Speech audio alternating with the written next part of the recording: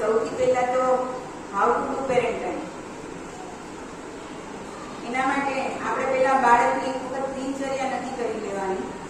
સવારથી ઉઠે ત્યારથી આપણે એને કેવી રીતે એને હેન્ડલ કરવાનું, એની જોડે કેવી રીતે રહેવાનું, એ બધું સવારથી જ આપણે બાળક ઉઠે ત્યારથી જ નક્કી કરી લેવાનું. બાળક સવારે ઉઠે છે, ટાઈમલી ઉઠાડી દો, એને બ્રશ કરાવો, નવડાવો, ધોવડાવો, પ્રાર્થના કરાવો, પછી હેલ્ધી ફૂડ કંઈ એ નાસ્તો કરે, દૂધ પીવે, એ રીતે એને તૈયાર કરી સ્કૂલે તમે મૂકો.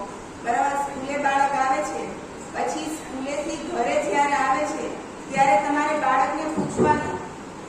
બાળક પહેલા સૌથી ઘરે આવે ત્યારે હાથ પગ ધોઈ જમી લે. જમી લીધા પછી એને કમ્પ્લીટ આરામ કરાવો.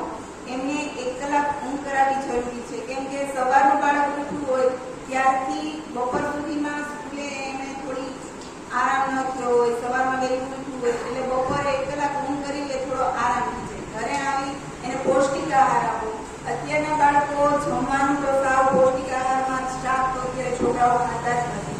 તો એને શાક ખાય તો શાક ન ખાય તો શાક થોડો